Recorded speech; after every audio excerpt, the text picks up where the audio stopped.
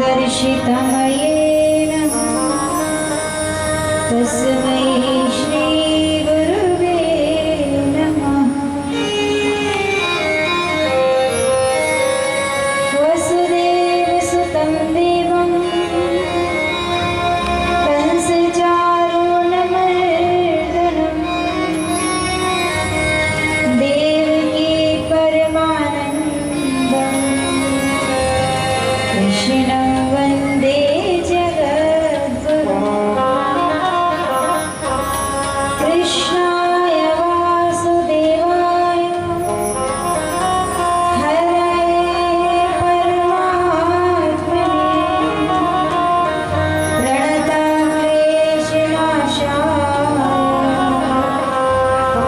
गोविन्दाय नमो नमः। हे राधे वृषभानुभूपतनये सर्वेश्वरी राधिके। हे कृष्णानन पंकज भ्रमरे कृष्णप्रिये माधवे। हे वृंदावन नागरी गुणिगुरु दामोदर प्रेयसी। हे श्री ललितादिका प्रियसखी प्राणाधिके पाहि।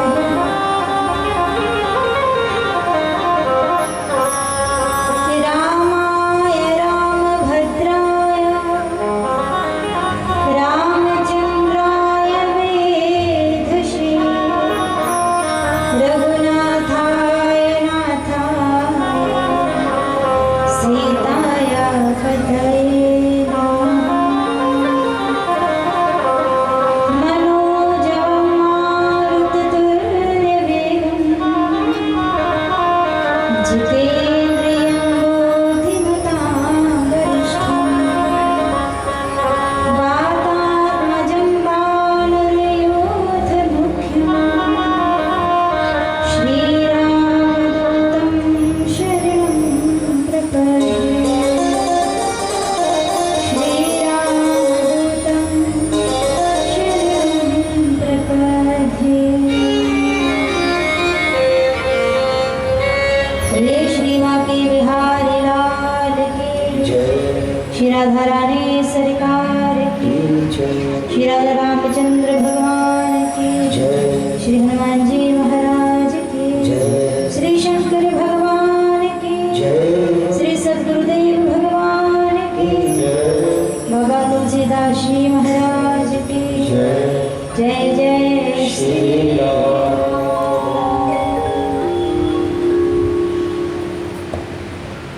आवाज तो ठीक करें कल भी करें। शिरा शिरा भाव से नाम संकीर्तन करते हुए तृतीय दिवस की कथा वेला में सभी भक्तगण प्रवेश करें। बड़ाई को डालिए, आवाज बढ़ाइए, हल्का सा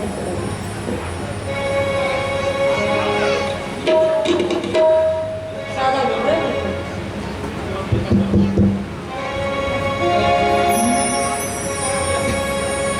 मन सीताराम सीताराम रट रे तेरे कट जाएंगे संकट रे। मन सीताराम सीताराम रट रे तेरे कट जाएंगे संकट रे। मन सीताराम सीताराम रट रे जाएंगे संकट रे।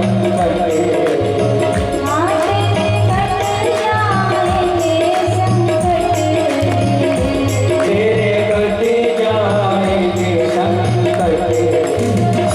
मन राधे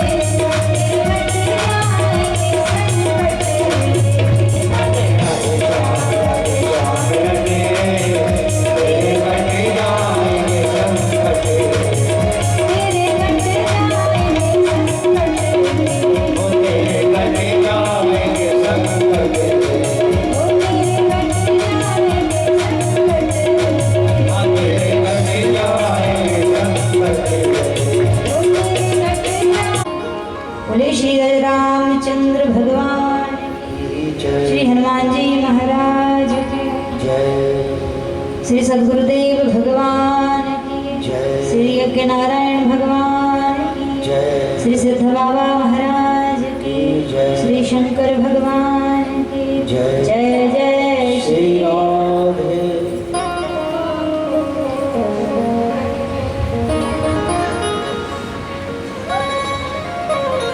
आनंद कंद सच्चिदानंद परम करुणा वाले प्रभु श्री राजा रामचंद्र जी के चरणों में प्रणाम करते हुए अनंत बलवंत श्री हेमंत लाल जी के चरणों में प्रणाम करते हुए यज्ञ नारायण भगवान को प्रणाम करते हुए आह्वानित उपस्थित समस्त देवी देवताओं को प्रणाम करते हुए सद्गुरुदेव भगवान को प्रणाम करते हुए पधारे सभी श्री राम कथा रस अनुरागी भक्तजनों को भी मेरा प्रणाम।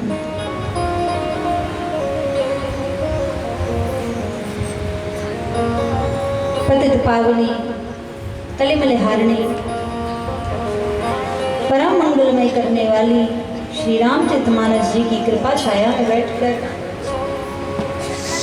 प्रभु श्री रामचंद्र जी की इस अद्भुत सुंदर पवित्र लीला का दर्शन हम कर रहे हैं। तृतीय दिवस की कथा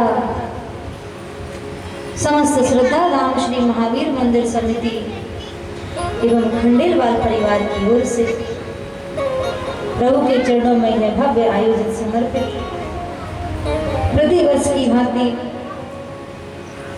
इस पावन आयोजन में सभी उमरेठ नगरवासी क्षेत्रवासी एवं श्रद्धा धाम श्री महावीर मंदिर से जुड़े हुए सभी भक्तगण आनंद उल्लास के साथ सम्मिलित होकर अपने मानव जीवन का लाभ प्राप्त कर रहे हैं। प्रभु ने विश्वास ही मानिए हम और आप पर विशेष कृपा बना रखी है। अगर आप संसार का आज दृश्य देखें तो कितना भीषण दृश्य बना हुआ है। कहीं युद्ध चल रहे हैं, कहीं हुड़दंग मचे हुए हैं, कहीं दंगे हो रहे हैं, कहीं अकाल है, कहीं भूकंप है। रोज खबर पढ़ते हो इस कलयुग में कैसी कैसी घटनाएं। मनुष्य का जीवन खिलौने की भांति बिखरा हुआ है। धरती पाप से प्रताड़ित हो रही है। कलयुग का प्रभाव, पाप का प्रभाव, अत्याचार सब और हम देख रहे हैं। लेकिन फिर भी ऐसे भीषण काल में अगर आप और हम यहाँ बैठकर इतने शांति से, इतने आनंद से प्रभु की कथा सुन रहे हैं तो आप बताइए क्या हम भाग्यशाली नहीं? क्या भगवान की हम पर कृपा नहीं है? हम उन गिने चुने लोगों में से हैं जिनको भगवान ने अपना बना रखा। आप स्वयं को साधारण मत समझिए। अगर आप इस घोर कलिकाल में भी भगवान का भजन कर पा रहे हैं, पेट भर भोजन कर पा रहे हैं, सुख चैन की नींद सो पा रहे हैं, तो समझो भगवान की कृपा है। और क्या कृपा का दर्शन भगवान आपको जीवन में कराए। लोग कहते हैं हम इतना भजन करते हैं, हमारे बाप दादा भी इतना पूजन किए, व्रत किए, यज्ञ किए, पाठ किए, क्या फल है उसका?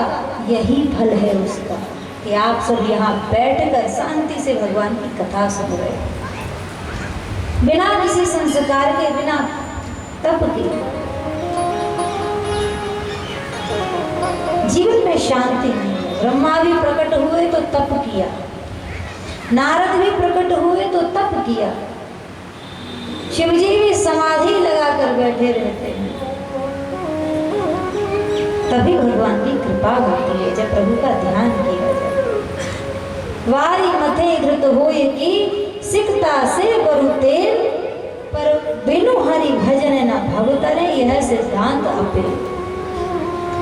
दुनिया में अनेकों व्रत हैं, फलाना व्रत करो तो ऐसा फल मिलेगा, यह व्रत रखो तो ऐसा पुण्य मिलेगा। अलग अलग व्रतों के अलग अलग फल होते हैं। यह व्रत करने से स्वर्ग प्राप्त होगा, यह व्रत करने से अश्वमेध यज्ञ का फल प्राप्त होगा। अनेक प्रकार के फल हैं समस्त व्रतों के, विधानों के।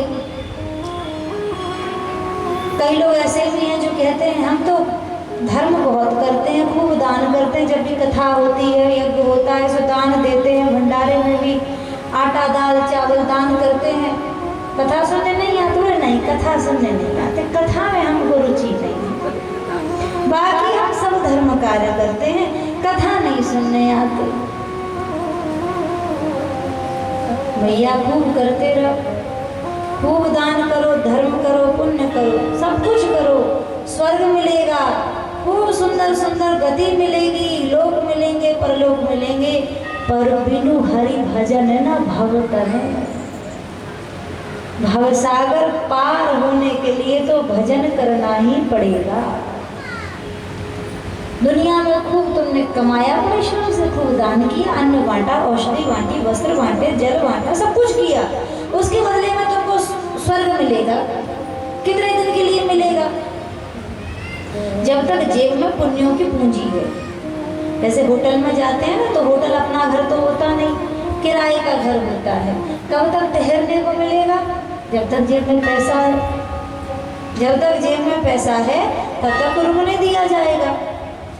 खूब सेवा होती है, घर में कोई तुम्हें पूछे ना पूछे, लेकिन होटल में तो 4 व्यक्ति तुमको सलाम करते रहते हैं। ब्रेकफास्ट लो, लंच लो, कितनी सुविधा होती है, इसलिए तो आदमी होटलों में रुकता है। तीर्थों में भी जाएगा तो बढ़िया 5 स्टार होटल ढूंढेगा, रहने की जहाँ सुविधा हो। परंतु कितने दिन? जब तक जेब में पैसा है, पैसा खत्म होते ही किराया भरने लायक नहीं रहोगे, पुण्यम छीड़े मृत्यु लोकम बसंती, होटल से धक्का मार के निकाल दिए जाओ, फिर तो 1 घंटा भी नहीं रुकना दिया जाएगा। ऐसे ही संसार में हमने दान किया, पुण्य किया, परोपकार किया, बहुत अच्छी बात है, स्वर्ग मिलेगा और अच्छे अच्छे लोग मिलेंगे, परंतु कब तक? जब तक उन पुण्यों को हम वहां बैठकर भोग नहीं। पुण्य समाप्त होते ही मृत्यु लोकम बसंती, फिर धरती पर फेंके जाओगे, फिर कर्म बंधन में बंधोगे, फिर पुण्य करो, कर्म करो, फिर जैसा कर्म करोगे फिर वैसी यात्रा प्रारंभ हो जाएगी। पर बिनु हरि भजन न भाव करे। भजन करने वाला तो संसार में दोबारा आता ही नहीं, सदा सदा के लिए यहाँ से मुक्त हो जाता है, इस कर्म बंधन से मुक्त हो जाता है। इसीलिए तुलसीदास जी कहते हैं भगवान को पाने का, इस भवसागर से पार होने का दूसरा रास्ता है ही नहीं।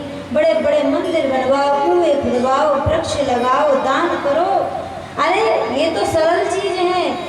बालू को घिसो, सिकता से भरो तेल, रेत को घिसकर शायद तेल में निकाल दे। आजकल बड़ी बड़ी मशीनें बन गई हैं, विचित्र विचित्र मशीनें बन गई। बोले ऐसा भी संभव हो सकता है कि रेत को पीस कर तेल निकाल दिया जाए। वारी मथाएं घृत होए की, पानी को मत कर घी भी निकल सकता है। इतना असंभव कार्य भी संभव हो सकता है, परंतु बिनु हरि भजन न भावता। भजन बिना जीवन फीका, भजन तो करना ही पड़ेगा। भजन बिना मुक्ति नहीं, कथा बिना ज्ञान नहीं है। बिनु सत्संग विवेक न हो, बिनु सत्संग विवेक न हो, बिनु सत्संग विवेक न हो, बिनु सत्संग विवेक न हो। बिनु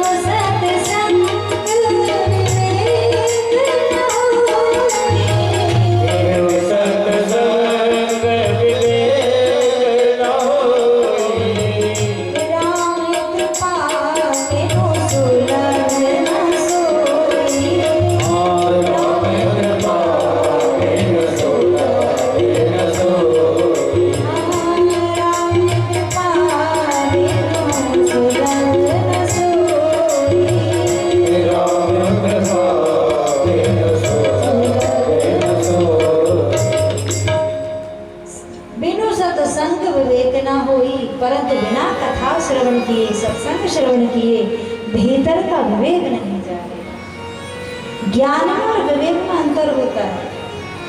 ज्ञान तो कहीं से भी मिल जाएगा। ज्ञान किसको कहते हैं? जानकारी को। व्यक्ति को अलग अलग प्रकार का ज्ञान होता है, किसी को समाज शास्त्र का, किसी को अर्थशास्त्र का, किसी को भूगोल का, किसी को इतिहास का। अनेक प्रकार के ज्ञान सबको होते हैं और ज्ञान मिलना बड़ा आसान है। स्टेशनों पर चले जाओ, दीवारों पर मोटे मोटे अक्षरों में बड़े बड़े ज्ञान की बातें लिखी रहती हैं। कहीं भी चले जाओ, हर जगह ज्ञान लिखा हुआ है। जब बच्चा स्कूल में पढ़ना शुरू करता है तो सबसे पहली पंक्ति यही पढ़ाई जाती है कि सदा सत्य बोलो। पढ़ाया आपको स्कूल में कि नहीं पढ़ाई? सबको पढ़ाई गई, सदा सत्य बोलो। कितने लोग बोलते हैं? ज्ञान तो तुमको दिया गया, लेकिन उस ज्ञान को जीवन में उतारा कैसे जाए, इसको कहते हैं विवेक। ये विवेक नहीं आया। हमें जानकारी हर चीज की है, अच्छा बुरा क्या है सबको मालूम है, सही क्या है गलत क्या है, ये जानकारी किसको नहीं? सबको जानकारी है। चोर को मालूम है ना चोरी करना गलत बात है। बताओ, चोर को पता नहीं है क्या चोरी करना गलत बात है? इसलिए तो रात के अंधेरे में चोरी करने आता है। अगर उसको मालूम ही ना होता तो दिन दिहाड़े आता। और उसको पता है ना चोरी करना गलत बात है, पकड़ा जाऊंगा तो पिटूंगा, चुपचाप आएगा चोरी करने।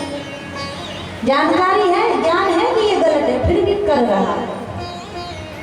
कई लोग तंबाकू खाते हैं ना, गुटखा तंबाकू खाते हैं, उसके पैकेट पे जानकारी लिखी रहती। क्या लिखी रहती? क्या लिखा रहता है? इसको खाने से कैंसर होता है। ज्ञान तो हो गया कि ये नुकसानदायी है, फिर भी खा रहे हैं।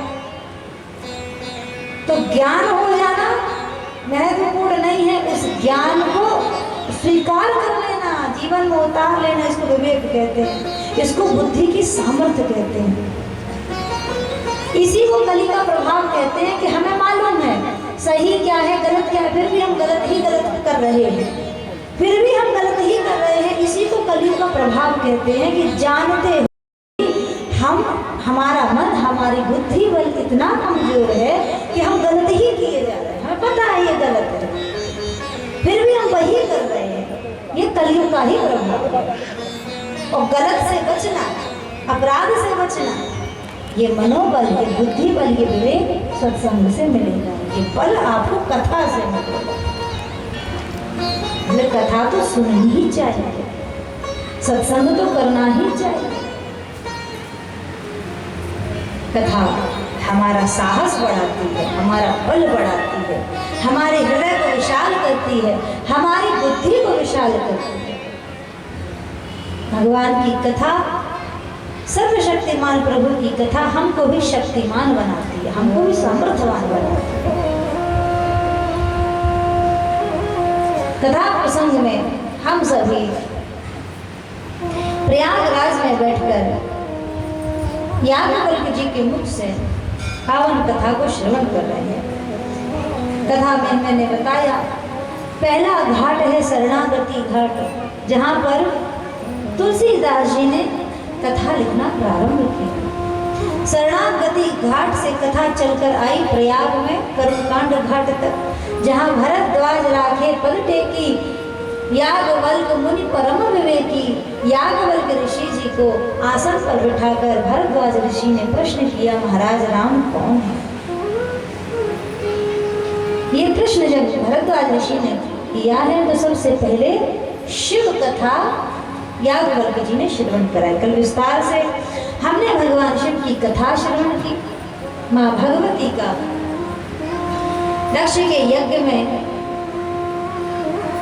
योगाग्नि में जलना, पुनः अवतार लेकर पार्वती के रूप में कठोर तप करके भगवान शिव को पुनः प्राप्त करना। अपनी उसी तपस्या के प्रभाव से माता जगत जननी भगवती समस्त संसार में नारियों के लिए सौभाग्य प्रदायिनी है।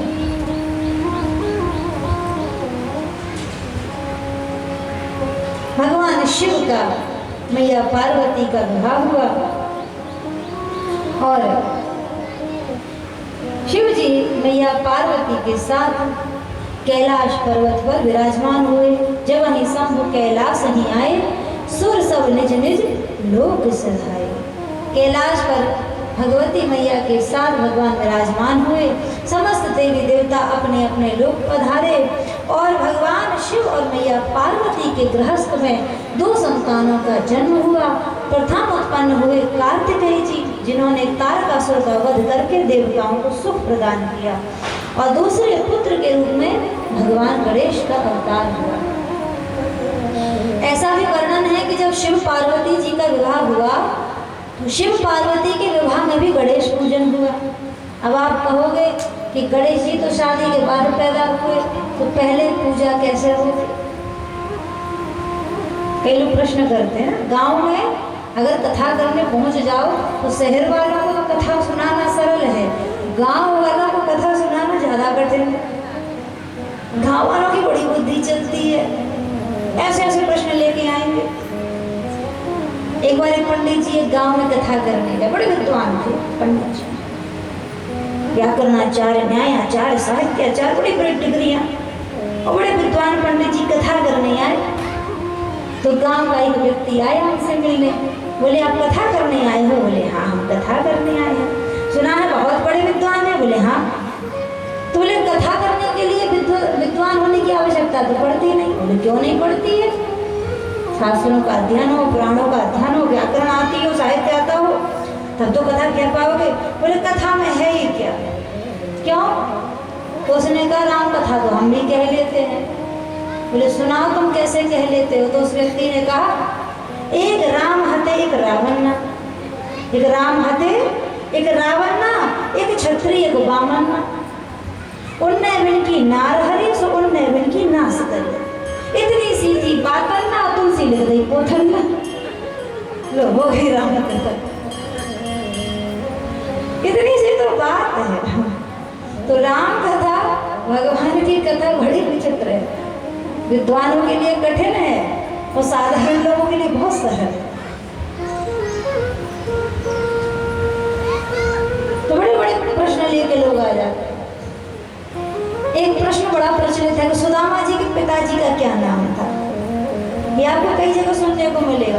भैया देखो, जो भी नाम हो और जो भी लोग उत्तर देते हो, मैं तो यही कह देती हूँ, मुझसे कोई पूछने आता है, बोले देखो सुदामा जी ने भक्ति करी तो सुदामा जी की कथा हुई, सुदामा जी के पिताजी ने भक्ति नहीं करी तो उनकी कहीं कथा नहीं।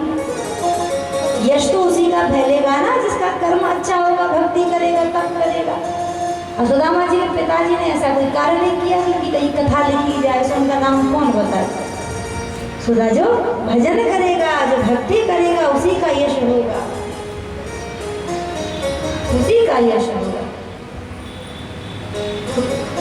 गणेश पूजन हुआ शिव पार्वती के विवाह में, क्योंकि देखिए गणेश जो है ना वो नाम नहीं है, वो एक पदवी है, एक पद है। गणों के ईश, देव गणों के जो ईश हैं, तो देव गणों के ईश कौन? भगवान नारायण ही तो है। तो पहले सर्वप्रथम पूजन हर कार्य में भगवान नारायण का होता था, लेकिन जब गणेश जी का अवतार हुआ, शिव जी ने उनका शीश काट दिया, हाथी का मुख मिला, तो समस्त देवताओं ने उनको अस्त्र शस्त्र वरदान प्रदान किए और नारायण ने अपनी पदवी प्रदान की। आज से मेरे स्थान पर आप गणेश कहलाएंगे, आप गणों के ईश होंगे, सर्वप्रथम पूजनीय होंगे। और वास्तविकता में भी अगर हम पुराणों का अध्ययन करें, ग्रंथों का अध्ययन करें, तो गणेश जी और किसी की नहीं, भगवान नारायण के ही अंश अवतार हैं। गणेश जी को भी सच्चिदानंद कहा गया है, और सच्चिदानंद